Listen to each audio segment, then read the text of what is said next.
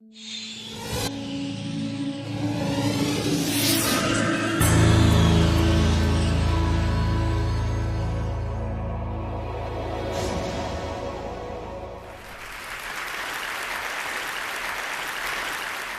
I want to start by offering you a free, no-tech life hack.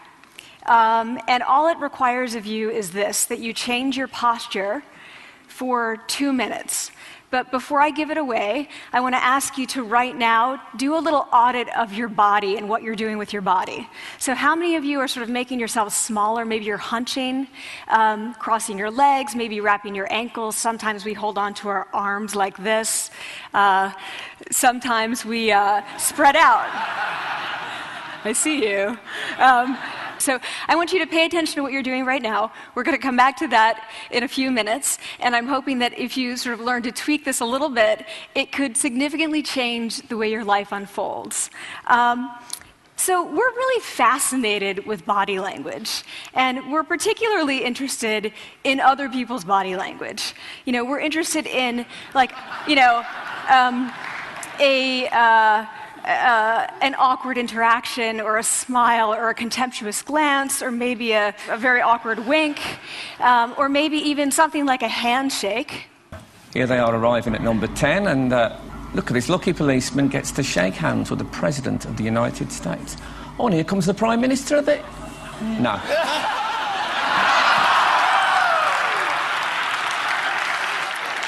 So a handshake, or the lack of a handshake, can have us talking for weeks and weeks and weeks, even the BBC and the New York Times.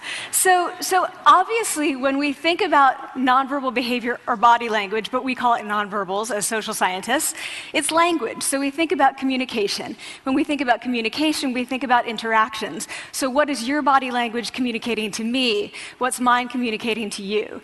And there's a lot of reason to believe that this is a valid way to look at this. So social scientists have spent a lot of time looking at the effects of our body language or other people's body language on judgments. And we make sweeping judgments and inferences from body language. And those judgments can predict really meaningful life outcomes, like who we hire or promote, who we ask out on a date. For example, Nalini Ambady, a researcher at Tufts University, shows that when people watch 30-second soundless clips of real physician-patient interactions, their judgments of the physician's niceness predict whether or not that physician will be sued. So it doesn't have to do so much with whether or not that physician was incompetent, but do we like that person and how they interacted? Even more dramatic, Alex Todorov at Princeton has shown us that judgments of political candidates' faces in just 1 second predict 70% of US Senate and gubernatorial race outcomes.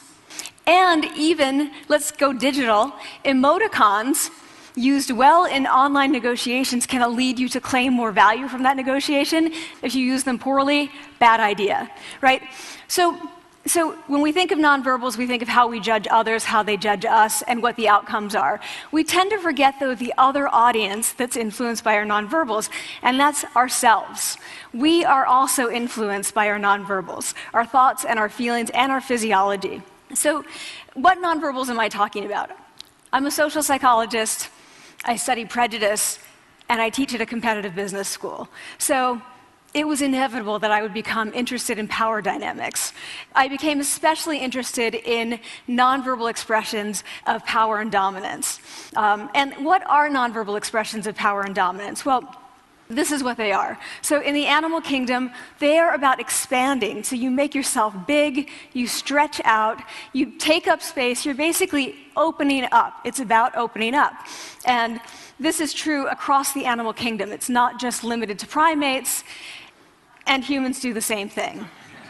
So they do this both when they have power sort of chronically, and also when they're feeling powerful in the moment. And this one is especially interesting because it really shows us how universal and old these expressions of power are. This expression, which is known as pride, Jessica Tracy has studied, she shows that people who are born with sight and people who are congenitally blind do this when they win at a physical competition. So when they cross the finish line and they've won, it doesn't matter if they've never seen anyone do it, they do this. So the arms up in the V, the chin is slightly lifted. What do we do when we feel powerless? We do exactly the opposite. We close up, we wrap ourselves up, we make ourselves small. We don't want to bump into the person next to us. So again, both animals and humans do the same thing. And this is what happens when you put together high and low power. So what we tend to do when it comes to power is that we complement the other's nonverbals. So if someone's being really powerful with us, we tend to make ourselves smaller. We don't mirror them, we do the opposite of them. So I'm watching this behavior in the classroom, and what do I notice? I notice that MBA students really exhibit the full range of power nonverbals. So you have people who are like caricatures of alphas, like really coming into the room. They get right into the middle of the room before class even starts, like they really want to occupy space. When they sit down, they're sort of spread out. They raise their hands like this. You have other people who are virtually collapsing when they come in. As soon as they come in, you see it. You see it on their faces and their bodies, and they sit in their chair and they make themselves tiny, and they go like this when they raise their hand. I noticed a couple things about this. One, you're not going to be surprised. It seems to be related to gender. So women are much more likely to do this kind of thing than men. Women feel chronically less powerful than men, so this is not surprising. But the other thing I noticed is that it also seemed to be related to the extent to which the students were participating and how well they were participating. And this is really important in the MBA classroom because participation counts for half the grade. So business schools have been struggling with this gender grade gap. You get these equally qualified women and men coming in, and then you get these differences in grades, and it seems to be partly attributable to participation. So I started to wonder, okay, so you have these people coming in like this, and they're participating. Is it possible that we could get people to fake it, and would it lead them to participate more? So my main collaborator, Dana Carney, who's at Berkeley, and I really wanted to know, can you fake it till you make it? Like, can you do this just for a little while and actually experience a behavioral outcome that makes you seem more powerful? So we know that our nonverbals govern how other people think and feel about us. There's a lot of evidence, but our question really was, do our nonverbals govern how we think and feel about ourselves? There's some evidence that they do. So, for example, when we smile when we feel happy, but also when we're forced to smile by holding a pen in our teeth like this, it makes us feel happy. So it goes both ways. When it comes to power, it also goes both ways. So when you feel powerful, you're more likely to do this, but it's also possible that when you pretend to be powerful, you are more likely to actually feel powerful. So the second question really was, so we know that our minds change our bodies, but is it also true that our bodies change our minds? And when I say minds, in the case of the powerful, what am I talking about? So I'm talking about thoughts and feelings and the sort of physiological things that make up our thoughts and feelings, and in my case, that's hormones. I look at hormones. So what do the minds of the powerful versus the powerless look like? So powerful people tend to be, not surprisingly, more assertive and more confident, more optimistic. They actually feel that they're going to win even at games of chance. They also tend to be able to think more abstractly. So there are a lot of differences. They take more risks. There are a lot of differences between powerful and powerless people. Physiologically, there also are differences on two key hormones, testosterone, which is the dominance hormone, and cortisol, which is the stress hormone. So what we find is that high-power alpha males in primate hierarchies have high testosterone and low cortisol, and powerful and effective leaders also have high testosterone and low cortisol. So what does that mean? When you think about power, people tended to think only about testosterone because that was about dominance. But really, power is also about how you react to stress. So do you want the high-power leader that's dominant, high on testosterone, but really stress reactive? Probably not, right? You want the person who's powerful and assertive and dominant, but not very stress reactive, the person who's laid back. So we know that in primate hierarchies, if an alpha needs to take over, if an individual needs to take over an alpha role sort of suddenly, within a few days, that individual's testosterone has gone up significantly and his cortisol has dropped significantly. So we have this evidence, both that the body can shape the mind, at least at the facial level, and also that role changes can shape the mind. So what happens, okay, you take a role change, what happens if you do that at a really minimal level, like this tiny manipulation, this tiny intervention? For 2 minutes you say, I want you to stand like this, and it's going to make you feel more powerful. So this is what we did. We decided to bring people into the lab and run a little experiment. And these people adopted for 2 minutes either high power poses or low power poses. And I'm just going to show you 5 of the poses, although they took on only 2. So here's one, couple more. This one has been dubbed the Wonder Woman by the media. Here are a couple more. So you can be standing or you can be sitting. And here are the low power poses. So you're folding up, you're making yourself small. This one is very low power. When you're touching your neck, you're really kind of protecting yourself. So this is what happens. They come in, they spit into a vial. We, for 2 minutes, say, you need to do this or this. They don't look at pictures of the poses. We don't want to prime them with the concept of power. We want them to be feeling power, right? So 2 minutes they do this. We then ask them, how powerful do you feel on a series of items? And then we give them an opportunity to gamble. And then we take another saliva sample. That's it. That's the whole experiment. So this is what we find. Risk tolerance, which is the gambling. What we find is that when you're in the high power pose condition, 86% of you will gamble.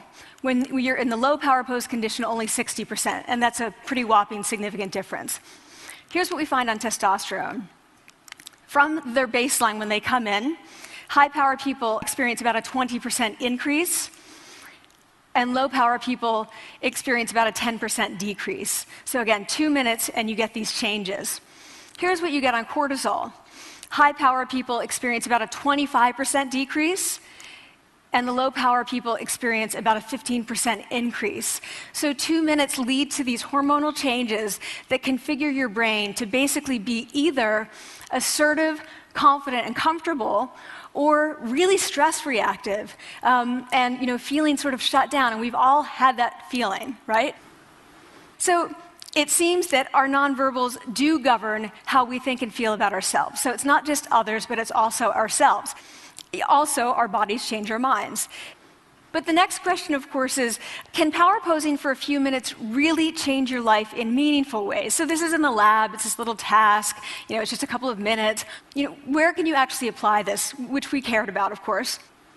And so we think it's really what matters, where you want to use this is evaluative situations, like social threat situations. Where are you being evaluated? Either by your friends, like for teenagers, is it at the lunchroom table? It could be, for some people, it's speaking at a school board meeting. It might be giving a pitch, or giving a talk like this, or doing a job interview. We decided that the one that most people could relate to, because most people had been through, was the job interview. So we published these findings, and the media are all over it, and they say, okay, so this is what you do when you go in for the job interview, right? So we were, of course, horrified and said, oh my God, no, that's not what we meant at all, for numerous reasons. No, don't do that. Again, this is not about you talking to other people, it's you talking to yourself. What do you do before you go into a job interview? You do this. Right? You're sitting down, you're looking at your iPhone or your Android, not trying to leave anyone out. You're looking at your notes, you're hunching up, making yourself small, when really what you should be doing maybe is this, like in the bathroom, right? Do that, find 2 minutes. So that's what we want to test, okay? So we bring people into a lab, and they do either high or low power poses again. They go through a very stressful job interview. It's 5 minutes long. They are being recorded, they're being judged also, and the judges are trained to give no nonverbal feedback. So they look like this. Like, imagine this is the person interviewing you. So for 5 minutes, nothing. And this is worse than being heckled. People hate this. It's what Marianne LaFrance calls standing in social quicksand. So this really spikes your cortisol. So this is the job interview we put them through, because we really wanted to see what happened. We then have these coders look at these tapes, 4 of them. They're blind to the hypothesis, they're blind to the conditions. They have no idea who's been posing in what pose.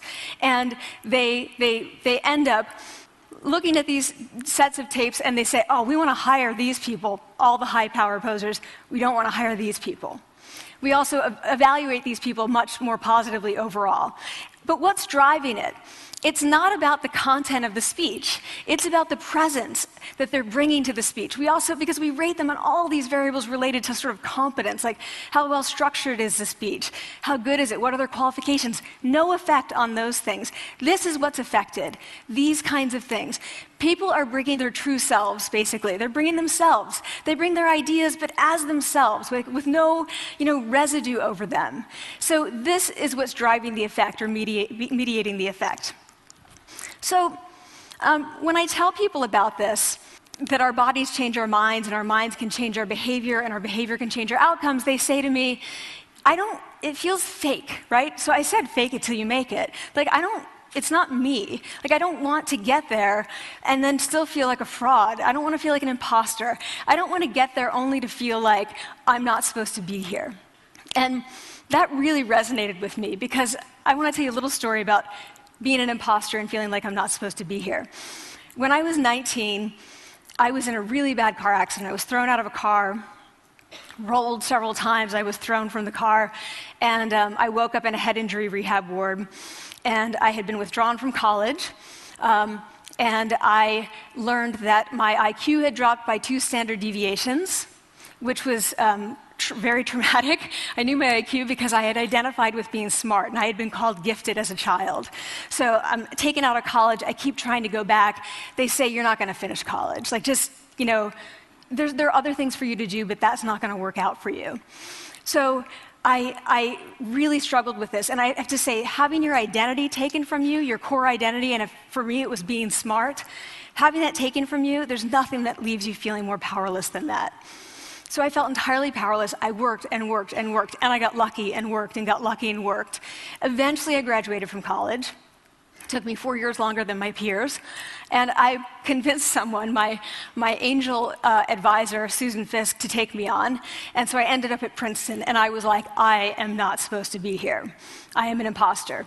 And the night before my first year talk, and the first year talk at Princeton is a 20-minute talk to 20 people. That's it. I was so afraid of being found out the next day that I called her and said, I'm quitting. She was like, you are not quitting because I took a gamble on you and you're staying. You're going to stay, and this is what you're going to do. You're going to fake it. You're going to do every talk that you ever get asked to do. You're just going to do it and do it and do it, even if you're terrified and just paralyzed and having an out-of-body experience until you have this moment where you say, oh my gosh, I'm doing it. I have become this. I am actually doing this. So that's what I did. 5 years in grad school. A few years, I'm at Northwestern. I moved to Harvard. I'm at Harvard. I'm not really thinking about it anymore, but for a long time I had been thinking, not supposed to be here, not supposed to be here. So at the end of my first year at Harvard, a student who had not talked in class the entire semester, who I had said, look, you got to participate or else you're going to fail, came into my office. I really didn't know her at all. And she came in totally defeated, and she said, I'm not supposed to be here.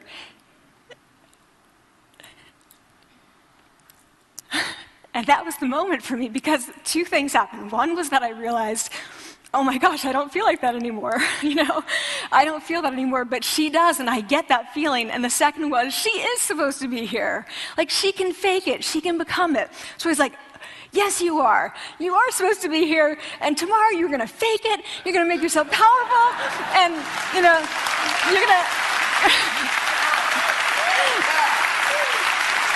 and you're going to go into the classroom, and you are going to give the best comment ever, And she gave the best comment ever, and people turned around, they were like, oh my God, I didn't even notice her sitting there, She comes back to me months later, and I realized that she had not just faked it till she made it, she had actually faked it till she became it. So she had changed. And so I want to say to you, don't fake it till you make it. Fake it till you become it. It's not do it enough until you actually become it and internalize. The last thing I want to leave you with is this. Tiny tweaks can lead to big changes. So this is 2 minutes. 2 minutes, 2 minutes, 2 minutes. Before you go into the next stressful evaluative situation, for 2 minutes, try doing this in the elevator, in a bathroom stall, at your desk behind closed doors. That's what you want to do. Configure your brain to cope the best in that situation. Get your testosterone up, get your cortisol down. Don't leave that situation feeling like, oh, I didn't show them who I am. Leave that situation feeling like, oh, I really feel like I got to say who I am and show who I am. So I want to ask you first, both to try power posing, and also I want to ask you to share this science, because this is simple. I don't have ego involved in this. Give it away. Share it with people, because the people who can use it the most are the ones with no resources and no technology and no status and no power. Give it to them, because they can do it in private. They need their bodies, privacy, and 2 minutes, and it can significantly change the outcomes of their life. Thank you.